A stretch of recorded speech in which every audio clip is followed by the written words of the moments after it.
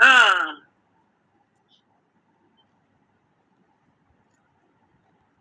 ये चित्त और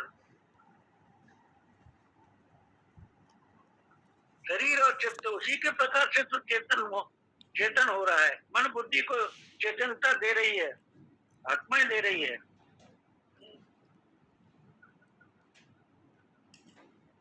तो आत्मा मन बुद्धि के द्वारा आत्मा का मनन और चिंतन नहीं किया जा सकता।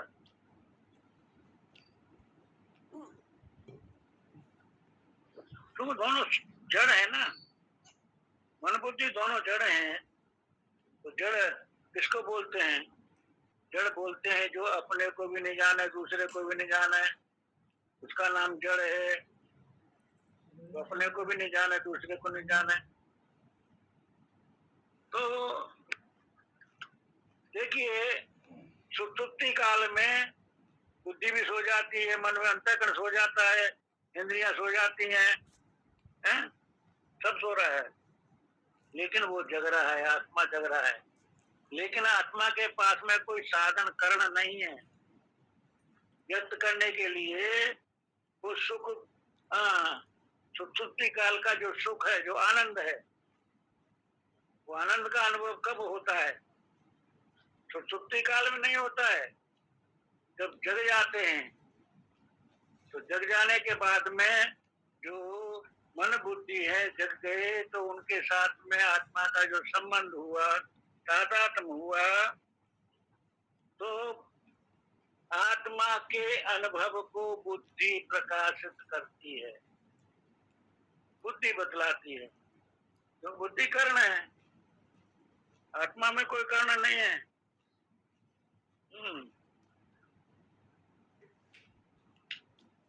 हाँ, मन बुद्धि दोनों जड़े हैं, परंतु चेतन आत्मा के प्रकाश से वो चेतन होकर के अन्य विषयों को ग्रहण करते हैं।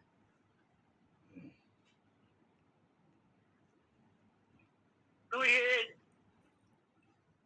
जिससे प्रकाशित हो रहे हैं, वो मूल स्वरूप जो दृष्टा जो है, उसको वो कैसे विषय कर सकते हैं, कैसे जान सकते हैं? अरे भाई, किसी यंत्र से भी हम उसको देख न जाए तो स्वयं को ही देख सकते हैं।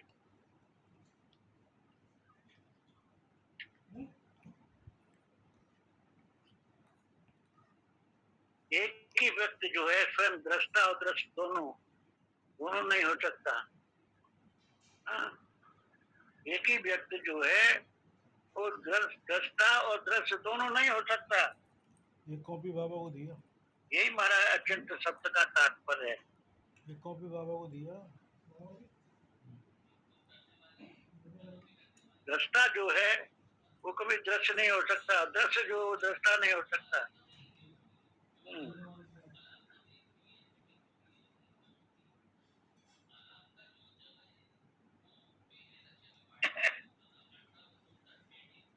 लेकिन आत्मा अभाव रूप नहीं है। ये अव्यक्त और अचिंत शब्द से आत्मा को अभाव रूप में समझ लेना चाहिए। आत्मा का कभी अभाव होता ही नहीं है, वो हमेशा ज्योतियों काले कृष्ण रही। ब्रह्म अचिंत है, ईश्वर अचिंत है, आत्मा अचिंत है, तीनों के तीनों वो अपना आत्मा, लेकिन तीनों में वो एक ही व्याप्त है, अचिंत है। चिंता जो होती है वो दूसरे की हुआ करती है, अपने आपकी चिंता कभी नहीं होती है, क्योंकि अपना आपका जो है परोक्ष नहीं है। हाँ, कहीं बाजार में सौदा करके नहीं गया ना, वो एक्सीडेंट से मरने वाला नहीं है। नैनन सिद्धांत संस्थाने। अरे भाई, चिंता तो उसकी होती है जो कहीं कोई बिछुड़ गया, कोई वस्तु जो कोई वस्तु बिछुड़ जाती है उसकी चिंता हुआ करती है।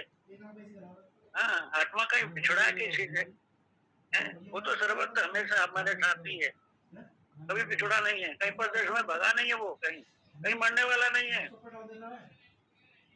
वो कभी हमारा दुश्मन भी नहीं बनेगा। हाँ, तो उसकी चिंता करने की सवाल ही नहीं पड़ता है। कहने का मतलब क्या है कि आत्मा जो है वो सर्वत्र अचिंत्य ही है, अचिंत्य। अब तीसरी बात, अव्यक्तोऽहम् अचिंत्योऽहम् अविकार्योऽहम् उच्यते, अविकार है।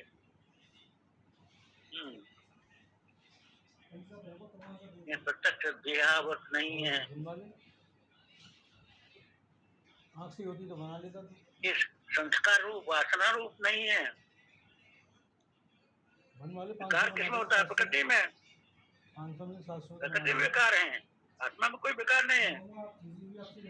जो कारण ही तो कार रूप में आता है ना। मेरी आँख खराब है, तकलीफ नहीं है।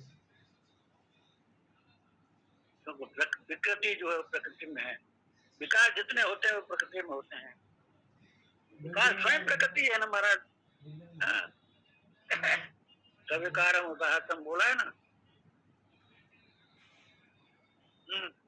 ये तो चेतन समासेन सविकारम उदाहरण माँ भूतान अहंकारो बुद्धि अव्यक्ते विच इंद्रियान दशेकम च पंचेतन बोधरा इच्छा द्वेष सुख दुखम संघात चेतना दति ये तो चेतन समासेन सविकारम उदाहरण।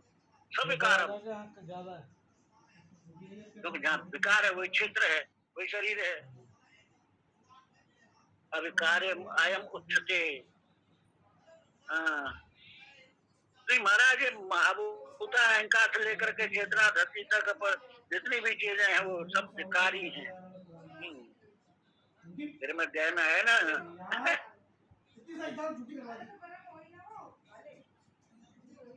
विकार जितना होता है, हाँ विकार करो, क्षेत्र में होता है विकार। विकार आत्मा कैसा है क्या? अविकार्य। अविकार माने जो जो विकार के विषय हैं, जो जो विकार का आश्रय है, जो जो विकार हैं, उन सब से आत्मा जुड़ा है। विकार संबंध से रहता है। विकार को बिगाड़ भी बोला, बिगाड़, बिगाड़ जो है ना, बिगाड़ बिगाड़ मतलब अपने असली स्वरूप से वो बिछड़ा हुआ है, च्युत है। उसने असली स्वरूप से अपने उससे जुदा रूप ग्रहण कर लिया उसने। हाँ, इसलिए उसको विकारी बोला गया है। आत्मा कैसा? अविकारी अयम, अविकारी हो।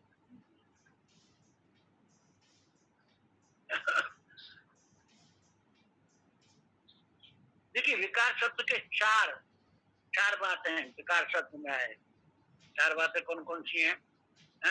आप्य, उत्पाद्य, विकार्य, संस्कार्य। ये चार बातें हमारा विकार शब्द, चार बात। आप्य कहीं से ले लिया है, आप्य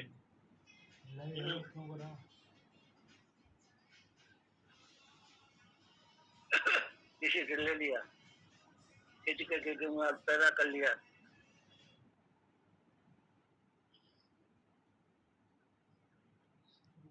तो विकार, फिर विकार है आप्य, उत्पाद्य, खेती उत्पाद कर लिया, खेती करके गेहूं पैदा कर लिया। विकार है दही का दूध, विकार, विकार पैदा हो जाए, सड़ जाता है ना, विकार पैदा हो जाता है। संस्कार है, संस्कृत किया गया है। संस्कार साबुन लगा के संस्कार किया, गुणाधान किया जाता है ना। उसमें जो तो पालिश कर दिया शरीर को, अच्छी तरह से धो दिया साबुन लगा करके, संस्कार है। तो चार बातें हो गई महाराज विकार में। आपके उत्पाद, विकार और संस्कार, चार शब्द।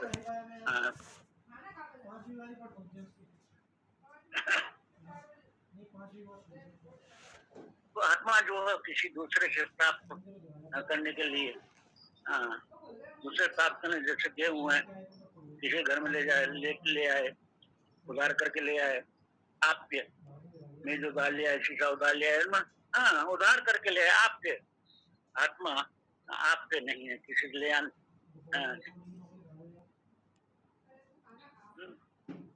अपने घर में नहीं तब भी तो दूसरे से ला। हाँ, तो आत्मा को उठाकर अपना आत्मा हमको दे दिया। आत्मा नहीं दिया जाता महाराज, वो तो हमें सर्वस्व है, उठा करके नहीं दिया जाता आत्मा। अब कहेंगे आत्मा को उत्पन्न करें, हाँ, क्या तुम नहीं हो? अरे तुम तो हो। अपना आपा को कोई बोल सकता है कि मेरे को पैदा करना है, उत्पन्न करना है? तो हमेशा नित्य, हाँ, नित्य हो, इसलिए उत्पन्न आत्मा उत्पन्न नहीं किया जा सकता। अन्य न होने के कारण तो वो आप नहीं है, और स्वयं विद्यमान होने के कारण वो उत्पाद्य नहीं है। ये दो बातें देख कितनी बढ़िया हैं। अन्य न होने के कारण तो वो आप नहीं है, और स्वयं विद्यमान होने के कारण वो उत्पाद्य नहीं है। आत्मा को पैदा नहीं करना है, इसका कोई कांजीवाड़ा नहीं बनाना है, बिगाड़ना नहीं है, इसमें कोई विकार होता ही नहीं है। हाँ, विकार का साक्षी आत्मा, विकार का अधिष्ठान है। हाँ, इसमें विकार नहीं होता है महाराज। बोले इसका संस्कार करो। अरे महाराज वो आत्मा कैसा है? नित्य शुद्ध बुद्ध मुक्त स्वयं ज्ञान स्वरूप है, इसका संस्कार कभी क्या इसका संस्कार भी कभी होता है क्या? अविकार्य मोक्षते, नहीं इसको जा करके पाना है तो स्वयं प्राप्त है, इसको उत्पन्न नहीं करना है। तो वो अनाज नित्य है, उसको उत्पन्न नहीं किया जाता, अनाज है, नित्य है, उत्पन्न करने का सवाल ही नहीं उठता है ना।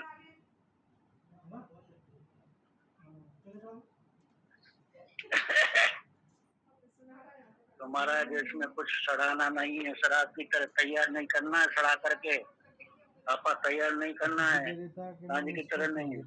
क्यों का क्यों है? ये तो मैं कोई मेल नहीं है, निर्मल है स्वभाव से। ये सोच रहा था मैं थीसिस जमा हुई कि नहीं होगी, मैंने इसलिए स्ट्रेस ले लिया। साधन नहीं हवन करके पैदा करना नहीं है महाराज। तस्मात एवं विदित ज्ञान शोषण प्यार से, जैसा है वो ऐसा। हाँ, अव्यक्तया अचिंत्यतया अभिकार्यतया एवं विदित्वा,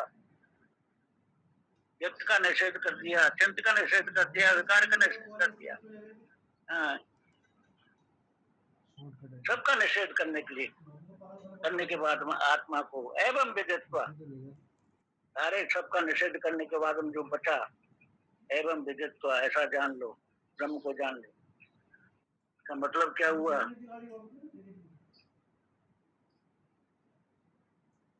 उसको जान लिया तो जानने का परिणाम क्या? जानने का परिणाम है नान सोचंत्य रसी। हाँ, फिर तुमको सोच नहीं होगा। आत्मानं चेद विजानीयात् अयम अस्मै इति पुरुषः किमच्छन्न कस्य कामाय शरीर अनुसंजरेत। पंचदशी में आया महाराज, इतना बढ़िया अयम अस्मै इति पुरुषः आत्मानं चेद विजानीयात् अयम अस्मै इति पुरुषः किमच्छन्न कस्य कामाय शरीर अनुसंजरेत। शरीर अनुसंजरेत माने देह में आग उठी। कौन जल रहा है? बोले के मैं जल रहा हूँ। अरे बेवकूफ, ये भी बात है। अरे ये शरीर जल रहा है, तुम कहाँ जल रहे हो? तुम नहीं जल रहे हो, व्यर्थ की बात तुम क्यों करते हो? शरीर अनुसंजरेत, कॉपी करनी है, खाली लिया नहीं। जनक जी अष्टावक्र जी जब वो सम्मान हाँ बात यागवल जी की एक समय ऐसे ही उन्होंने ऐसा कुछ ऐसी विद्या की कि सारा महल में आग लग गई है। तो वहाँ जितने भी वो संत लोग थे अपना अपना कमंडल और लेकर के भागे कि हमारे हमारे वो वस्त्र कमंडन भगे सब, केवल एक रह गए। कौन? जनक राजा रह गए, सब भग गए। देखा आग लग गई, ये सारे महलों में जल रहा है, तो अपने में तुम्बी कमंडल जो है छोटा लोटा लेने के लिए भागे सब संत लोग, केवल जनक रह गए। जनक रह गए तो विश्वाम क्या नाम वाल्मीकि वो याज्ञवल्क्य जी बोलने लगे, भाई तुम क्यों नहीं जा रहे, पूरा महल जल रहा है, रणवा जल रहा है। बोले कि मिथिला पूरी जल जाए, मेरा कुछ बिगड़ने वाला नहीं है, मुझे आत्मज्ञान हो गया है। शरीरम अनुसज्जरेत, हाँ ये शरीर जल रहा है, मैं थोड़ी जल रहा हूँ।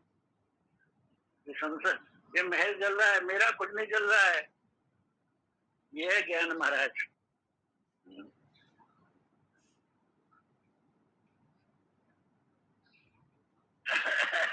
देह के जन्म मरण से आत्मा का जन्म नहीं होता है।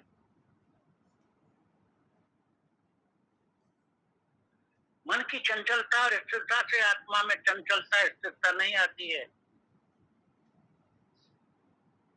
कारण शरीर में जो है, जो निंद्रा है, बेहोशी है, इसके आने से आत्मा में निंद्रा बेहोशी आने की कोई संभावना नहीं है।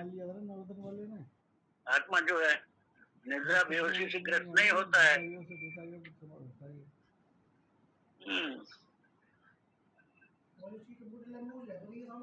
किस आत्मा की कामना की पुष्ट के लिए और किस वस्तु के लिए मनुष्य शरीर के पीछे जलेगा? इसलिए नान सोचंत अरसी, अर्जुन को भगवान क्या बोलते हैं? नान सोचंत अरसी, तुम्हारे शरीर के समझदार को एवं विदित्वा, ये जान करके, जानने मात्र से सुख की निवृत्ति, केवल जानने मात्र से, करना नहीं है कुछ भी, वहाँ कोई क्रिया नहीं है, कोई उपासना नहीं है, कोई योग नहीं है। एवं विदित्वा, केवल जान लिया और जान मात्र सुख मोशन दूर हो गया। एवं विदित्वा,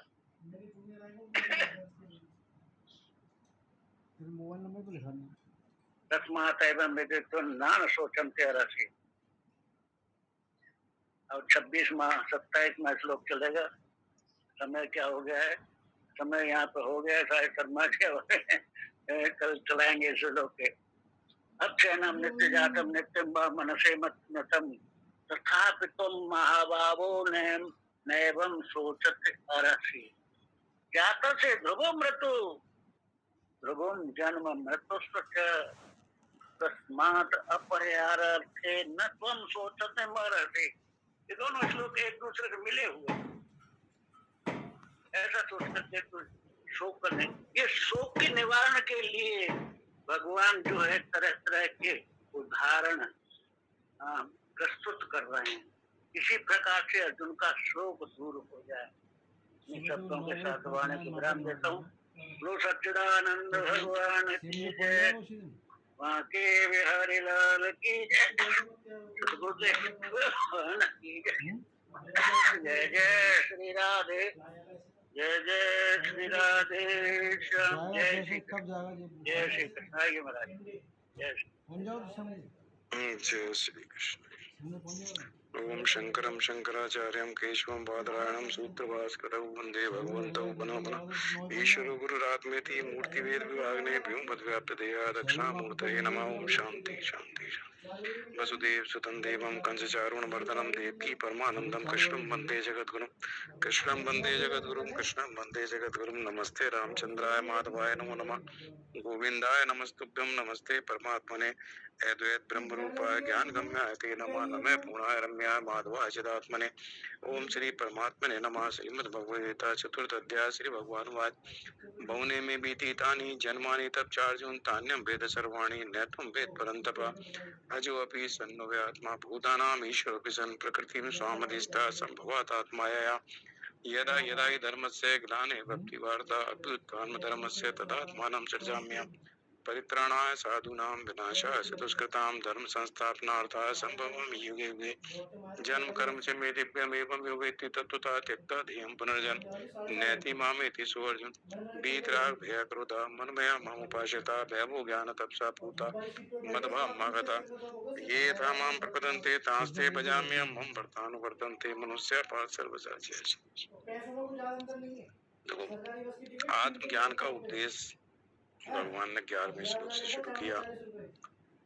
शोक नहीं करना चाहिए, ऐसा ज्ञानी व्यक्तियों के बारे में भगवान ने कहा। जो ज्ञानी है, जो पंडित है, तो जिनके प्राण चले गए उनके लिए, और जिनके प्राण नहीं गए उनके लिए भी शोक नहीं करता।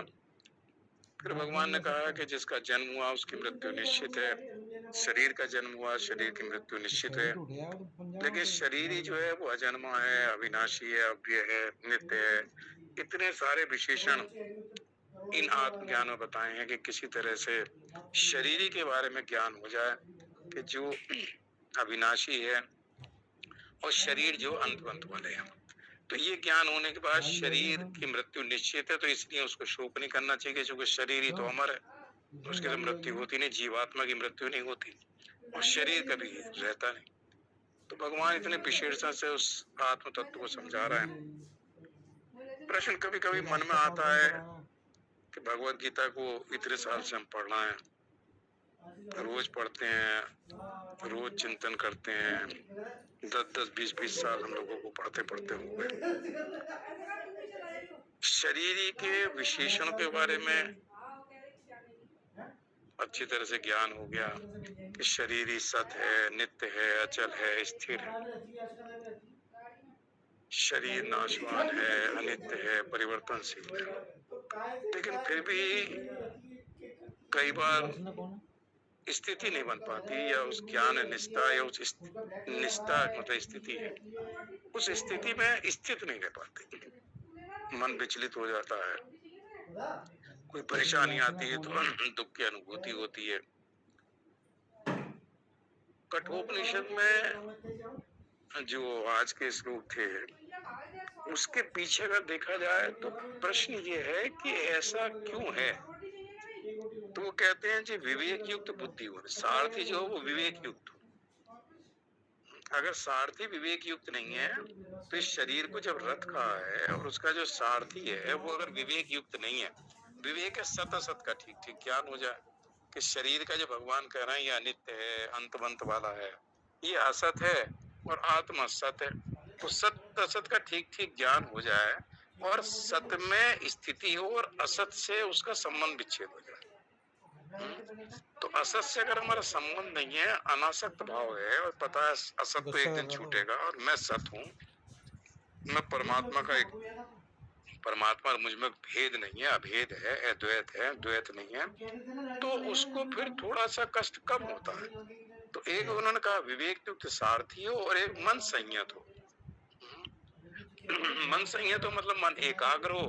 सीधा बहराता हो गया सीधा। मन एकाग्र तब होता है जब इंद्रियां विषयों में कम जाएं, तो इंद्रियों के विषयों में राग द्वेष कम हो जाए, आसक्ति कम हो जाए। तो जो भी हमें संसार में क्रिया करते हैं, कर्म करते हैं, उसमें थोड़ी सी अनासक्ति हो, संसार में अनासक्ति हो। संसार का जब एक दिन छूटना है, शरीर भी छूटना है, सगे संबंधी सब छूट जाएंगे, मकान दुकान सब छूट जाएगी, तो उसके साथ व्यवहार बढ़िया करें, लेकिन उसमें हम इतने आसक्त ना हो जाएं कि उसके बिना हमें चैन ना पड़े।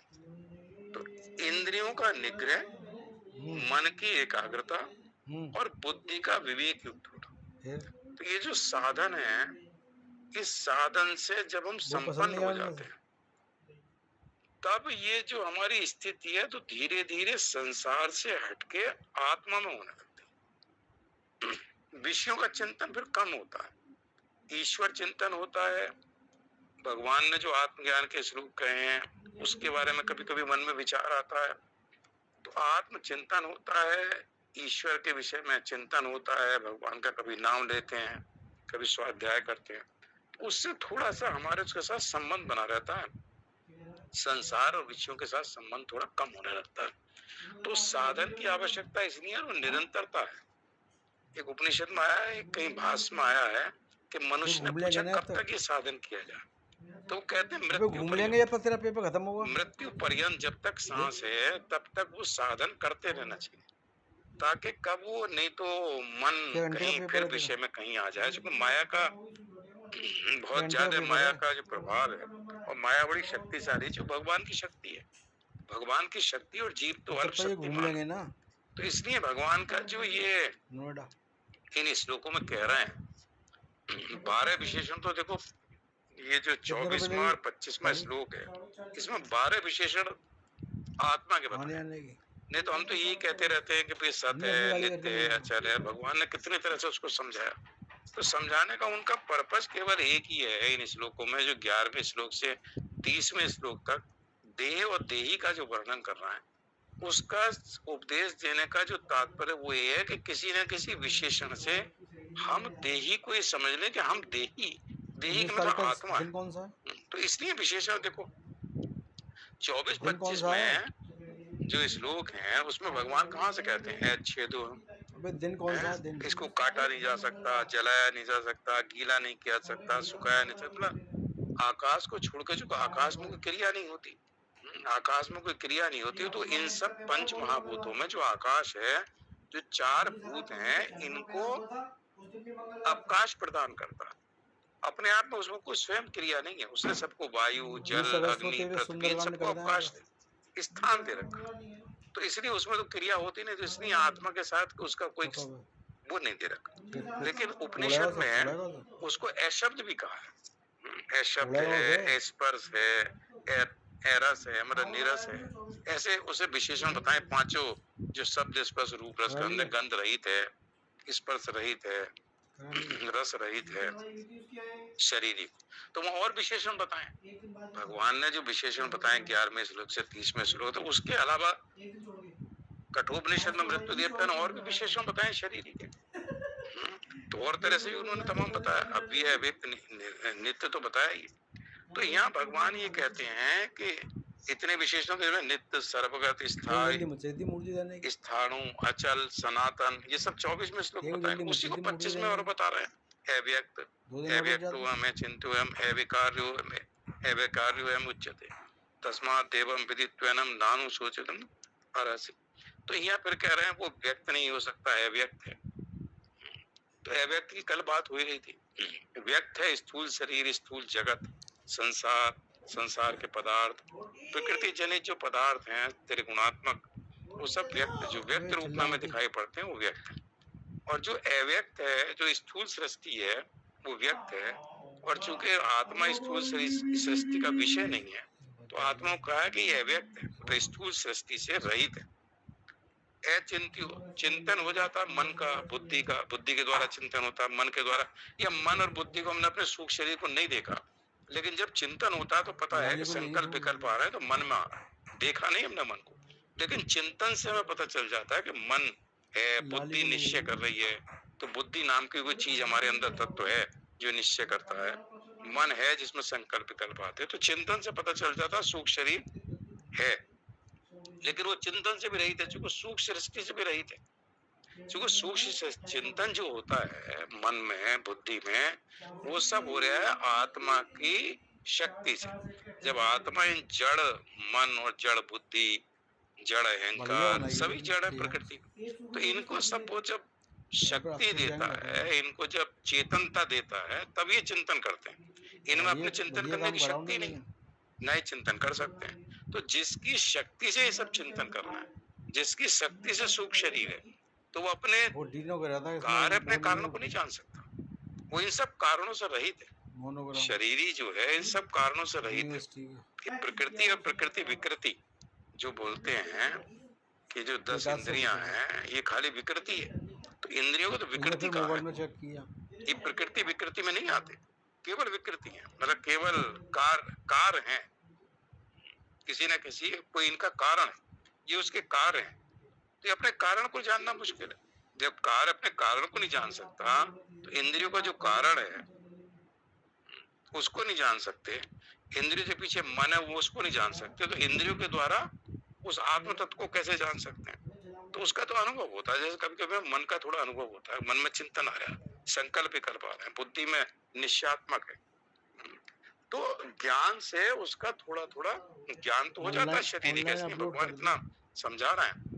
लेकिन बिना अनुभव करे जब उसका अनुभव हो जाता है, और देखो साधन संपन्न जब हो जाता है, इंद्रियों का निग्रह, मन की एकाग्रता, बुद्धि की विवेक, बुद्धि में जागृत हो जाए, सम दम, मन का निग्रह, इंद्रियों का निग्रह, जो षट संपत्ति है, जब इनसे संपन्न हो जाता है और असत से पूरी तरह वैराग हो जाए, विवेक युक्त वैराग, तब उस आत्मा का अनुभव होता है।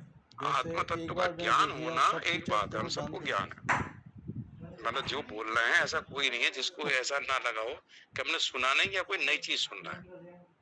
जितने हैं सबको ये ज्ञान है, हम जितने बैठे हैं 11-12 लोग इतनी बार सुन चुके हैं आत्मा अनात्मा, आत्मा शरीर, तो सबको ज्ञान है, ज्ञान में कोई कमी थोड़ी है। लेकिन उस तत्व का अनुभव होना, कहते एक ही बार अनुभव होता है, अविद्या पूरी तरह से दूर हो जाती है, फिर दोबारा उसको मोह नहीं होता। तो उसमें बैठने के लिए जो ये हमारे षट संपत्ति है या विवेक से युक्त वैराग है, तो जब इनके साथ हमारा पूरी तरह वैराग हो जाता है, कहीं कोई हमारी आसक्ति नहीं रहती, राग द्वेष नहीं रहता, उससे जब रहित हो जाते हैं, तो जब मतलब इनसे विमुख हो जाते हैं, संसार से विमुखता ही परमात्मा की सम्मुखता है। जितना संसार से हम विमुख होते जाते हैं, उतना परमात्मा या आत्मा की तरफ हमारी नजदीकी होती चली जाती है, उसके उतना होते चले जाते हैं। जैसे अंतर्मुखी होते हैं बहिर्मुखी से, कठोपनिषद में श्लोक आएगा कि उस परम पद की प्राप्ति क्यों नहीं होती। तो मृत्यु महाराज कह रहे हैं क्योंकि भगवान ने इंद्रियां बहिर्मुखी बनाई, वो केवल बाहर का ही देखता है, वो कभी अंतर्मुखी होता ही नहीं। तो केवल बहिर्मुखी होने से इंद्रियां, मन इंद्रियों के साथ रहता है तो मन भी बाहर रहता है, तो मन भी बाहर रहता है, इंद्रियां भी विषयों में लगी रहती हैं, तो ऐसा करते करते पूरा जन्म हमारा निकल जाता है। तो भगवान ने कहा कि इन्होंने कहा, उपनिषद में मंत्र आएगा आगे दूसरे अध्याय में शायद है, तो वो कहते हैं चूंकि बहिर्मुखी बनाया इस तरह से कि अंदर ना देख सके, उस आत्म तत्व के बारे में चिंतन ना कर सके, सोच ना सके, इंद्रियों में इतना व्यस्त हो जाए, ये माया का काम। तो यह कहते हैं कि वो जो स्थूल सृष्टि से भी रहित है, अव्यक्त है, अचिंत्य, उससे चिंतन से भी रहित, मतलब सूक्ष्म सृष्टि से भी रहित है, अविकार, विकार से भी रहित है। चूंकि प्रकृति जो कारण है वो इसका प्रकृति है, प्रकृति में विकार है, प्रकृति विकार युक्त है, निरंतर परिवर्तन हो रहता है। जो निर्विकारी है आत्मा, उसमें कोई परिवर्तन नहीं होता, और जिसमें निरंतर परिवर्तन होता रहता है उसको विकारी कहा है। तो प्रकृति तो विकारी है और वो निर्विकारी है, तो वो है कहा निर्विकारी है। तस्मात् एवं बुद्धित्वम, ऐसा जान करके कहते हैं नानो सोचो तरह से, तो शोक नहीं करना। अब देखो भगवान उपदेश की समाप्ति तक तरफ चल रहे हैं, तो इस श्लोक भगवत गीता का जो 11वां शुरू हुआ, शोक से शुरू हुआ, क्योंकि तो उन लोगों के लिए शोक करता है, और पंडितों जैसे वचन बोलता है, जिनके प्राण चले गए, जिनके प्राण नहीं गए, उनके लिए भी पंडित जन शोक नहीं करते। तो प्राण नहीं गए और प्राण गए, इसके बारे में भगवान ने बताया। वो शोक जो मोह है, वो मोह की निवृत्ति कब होगी? जब सत और असत शरीर और शरीरिका में ठीक ठीक ज्ञान हो जाए, और जब लग जाए कि हमारी तो ना किसी काल में कभी मृत्यु हुई है ना होगी, हम तो नित्य हैं, शरीर बदलते रहते हैं, हम वही रहते हैं। जैसे वस्त्रों का उदाहरण दे दिया कि वस्त्र बदलते रहते हैं, मनुष्य वही रहता है, नए नए कपड़े पहनता रहता है, लेकिन नए कपड़े पहनने से उसका शरीर नहीं बदलता, शरीर वही रहता। तो ऐसे शरीर बदलते रहे, आत्मा वही रहे। तो कपड़ा की जगह शरीर ले लिया और शरीर की जगह आत्मा ले ली, तो शरीर में बदलाव आते गए, लेकिन आत्मा में कोई परिवर्तन नहीं हुआ। हमारे स्वरूप में जो जीवात्मा है उसमें कोई परिवर्तन नहीं। तो भगवान ये कह रहे हैं कि ये जो सिद्धांत है 25वें श्लोक तक जो बताया है, तो ये सिद्धांत है शरीर और शरीरी के बारे में। लेकिन भगवान अब कह रहे हैं कि भाई चलो कोई व्यक्ति ऐसा मानता है कि साहब इसकी तो मृत्यु होती है, तो शरीरी को वो निर्विकार ना मानकर मान लो विकारी मान लिया। तो कई लोग इस संसार में, बहुत लोग हैं, मतलब मेजोरिटी इसी तरह की है कि जो कहते हैं शरीर की मृत्यु के साथ हमारी मृत्यु हो जाती है, आत्मा को ही शरीर को ही आत्मा मानते हैं और आत्मा को शरीर मानते हैं।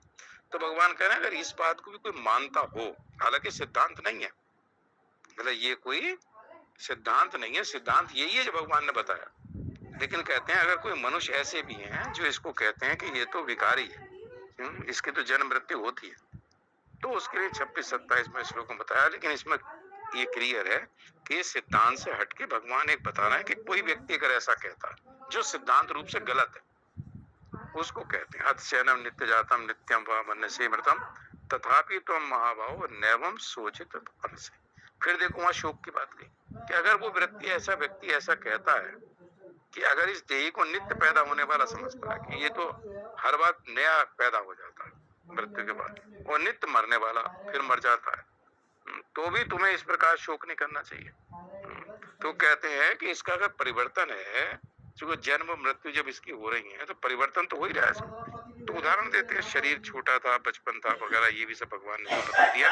तो शरीर में बुढ़ापा आया, जन्म बालकाल समाप्त हो गया, कुमार अवस्था आ गई, कुमार अवस्था की मृत्यु हो गई, युवावस्था आ गई, फिर युवावस्था की मृत्यु हो गई, वृद्धावस्था आ गई। तो हर अवस्था की मृत्यु और इस शरीर में नई अवस्था आती जा रही, पुरानी अवस्था खत्म हो जाती। बीज का उदाहरण देते हैं कि बीज पृथ्वी में बोया तो बीज बड़ा कड़ा था, कड़ापन था उसके अंदर, कड़ापन समाप्त हो गया, मुलायम हो गया, कोमल हो गया पृथ्वी के अंदर ही अंदर है। फिर कोमल हुआ, फिर कोमलता खत्म हो गई, अंकुर बन गया।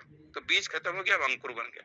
फिर अंकुर से छोटा सा वृक्ष बना, फिर और बड़ा हुआ, फिर और बड़ा हुआ, फिर और बड़ा हुआ, और बड़ा बड़ा होते हैं तो निरंतर परिवर्तन हो रहा है। जब से बीज लगाया है, कठोर बीज से कोमल हुआ, कोमल से बीज समाप्त हुआ, तो बीज समाप्त हो गया, अंकुर बन गया, अंकुर से पौधा बना, बड़ा हुआ, बड़ा हुआ, और फिर पूरा होने के बाद धीरे धीरे सूखने लगा, सूखता सूखता एक दिन समाप्त हो गया। तो ऐसे शरीर में परिवर्तन होते हैं। अगर परिवर्तन ना होते इस सृष्टि में, तो सृष्टि तो कहते हैं बिल्कुल ऐसे स्थिर हो जाती, इसमें कुछ होता ही नहीं। एक अगर रोगी व्यक्ति हो तो जिंदगी भर रोगी रहता, निरोग ना होता, निरोगी है तो कभी रोगी ना होता, सुख है तो कभी दुख ना होता, दुख है तो कभी सुख ना होता, बचपन का शरीर कभी आगे नहीं बढ़ता, उतना ही रहता। तो वो कहते हैं परिवर्तन होने में, सृष्टि में परिवर्तन, तभी सृष्टि में एक चीज महसूस हो रही, आना जाना बना हुआ है, लोग आ रहे हैं जा रहे हैं, तो इस सृष्टि का नियम है। तो यहाँ भगवान ये कह रहे हैं कि इसको मरने वाला और जन्मने वाला भी समझता रहे, तब भी उसको समझा दिया जाता से ध्रुव मृत्यु, अगर इसकी मृत्यु होगी तो जन्म जरूर होगा, जन्म है तो मृत्यु होगी, फिर शोक क्यों करता है। फिर देखो तस्माद अपरिहार्थे नैतम सोचित अरसे, फिर क्यों शोक करता है। जन्म और मृत्यु तो एक, अगर वो व्यक्ति कहता है कि इसका जन्म हुआ है, इसकी मृत्यु होगी, तो मृत्यु के बाद फिर जन्म होगा, जन्म होगा फिर मृत्यु होगी, तो फिर तो शोक क्यों करता है। मृत्यु के बाद तो जन्म होना ही है, जन्म के बाद मृत्यु होनी है। तो ये सिद्धांत गीता का सिद्धांत नहीं है ना, वेदों का सिद्धांत है। लेकिन भगवान कहते हैं अगर कोई ऐसा मानता है, तो इन्होंने रामचरितमानस की चौपाई दे रखी है कि जब बाली को भगवान राम ने मारा तो बाली की पत्नी बहुत ज्यादा दुखी हुई, बहुत दुखी हुई। तो भगवान कहते हैं क्षिति जल पावक गगन सबीरा, पांचों तत्व है पंच रचित अति अदम शरीरा। ये पांचों तत्वों से अदम शरीर, अदम शब्द का इस्तेमाल किया, चूंकि नाशवान है, परिवर्तनशील है, तो अदम है। लेकिन इस शरीर की विशेषता भी, किसी के शरीर में रहते हुए हम उस आत्म तत्व को जान सकते हैं। प्रकट सो तनु तब आगे शोभा, कह तेरे आगे तो ये प्रकट है, जो शरीर बना है पंच महाभूतों से, तेरे आगे सो रहा है।